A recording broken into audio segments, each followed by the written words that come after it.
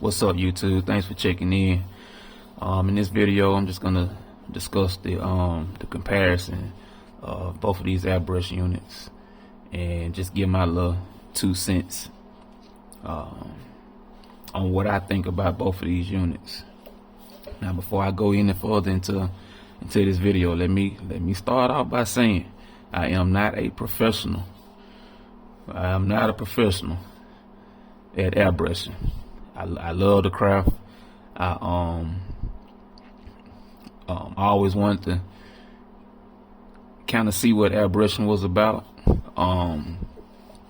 When painting, I paint RC vehicles, and I'm now looking into paint outside of RC vehicles, just to kind of critique my craft and learn the real art of airbrushing.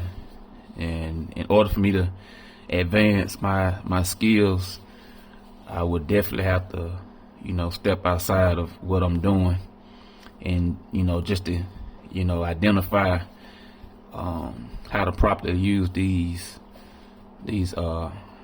guns at a more professional level. So let me just say I am a beginner. I am a rookie. Excuse me, and I'm learning as I go. Excuse me. So I had a few people that inbox me and just want to know what airbrush I recommended, and what were my thoughts as far as someone as myself, a beginner, jumping into it. So again, the Iwata is the highly and preferred recommended gun to go with. When I was doing my research, that's pretty much the wave or the direction of what gun to go with. It was, it's pricey, when you jumping off into it, not knowing how to even properly use it. It's definitely a pricey brush, but again, I was going off the reviews and the recommendation of that particular unit. So I've had this airbrush for about maybe 4 years now. Very easy to use. Don't require a whole lot of maintenance. Just of course, after you finish using it, just make sure you properly clean it out. That's pretty much with anything. As long as you putting the proper maintenance into your product, it'll give you good results.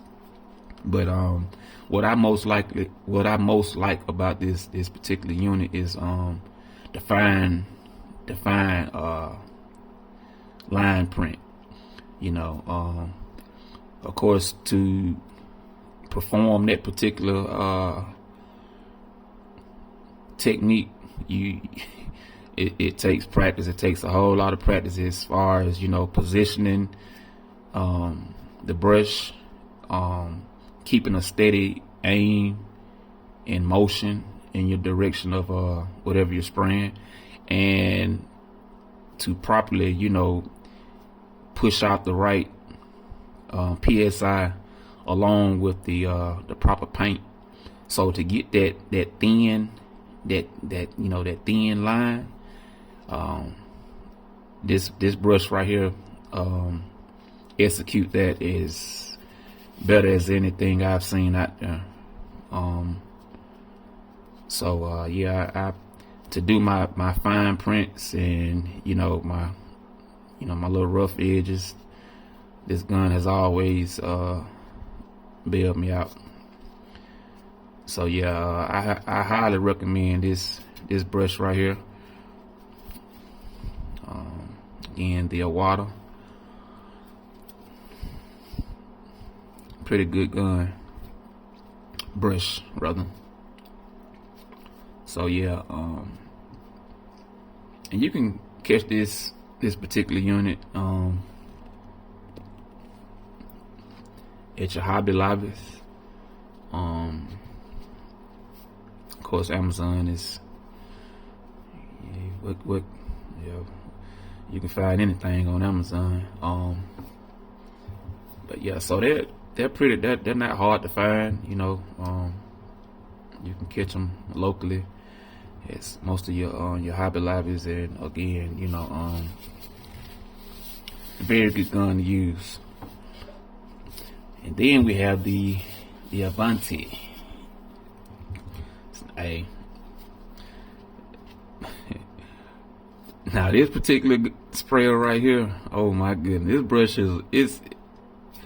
it actually shocked me. It actually shocked me because it's cheap.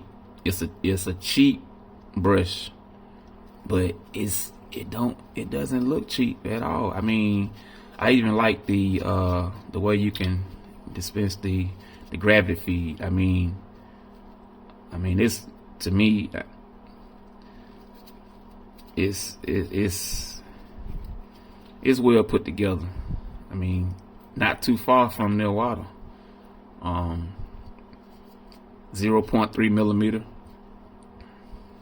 Of course, you have your adjuster for your spray. I mean, this is a nice piece. This is a nice piece. Now, performance, I can't knock it. It does perform pretty good. I was highly impressed with the way it sprayed. As far as your fine line, you know, again, when you're trying to get just that little straight, that pencil line, I mean, it's not as good as the Iwata to me. Again,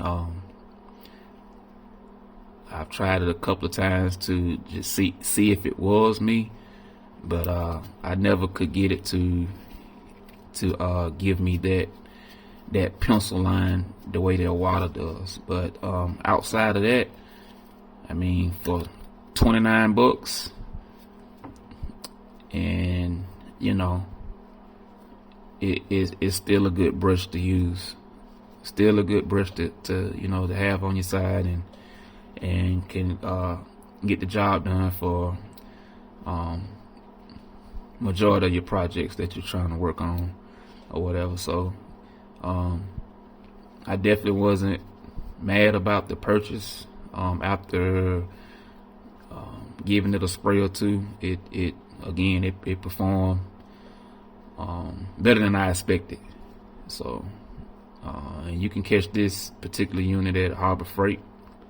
They have the Black Widow. It's more pricier than this one. I think it's like roughly around $80, and I think I'm gonna purchase that gun next, that brush rather, and see how it performs and work as well. So so far this is where I am with my airbrushes. I do use both when performing certain jobs. As you can see, the background pic, which is a practice sheet from another artist out on YouTube who highly recommends teaching and training, and just giving different varieties of way to exploit your skills. And excuse me, again, I'm just learning my way and trying to perfect my craft. So anyway, that's my 2 cents on the comparison of both of these brushes. And if you haven't subscribed to the channel, like, comment, share, and yes, send me a tip or two. You know, maybe you know something I don't know. Help me. So again, thanks for tuning in. And like I said, the Black Widow, I'm gonna try that gun out within the next week or so. If it's still in stock, and we'll do a comparison on the Black Widow as well. All right, guys, thanks for tuning in.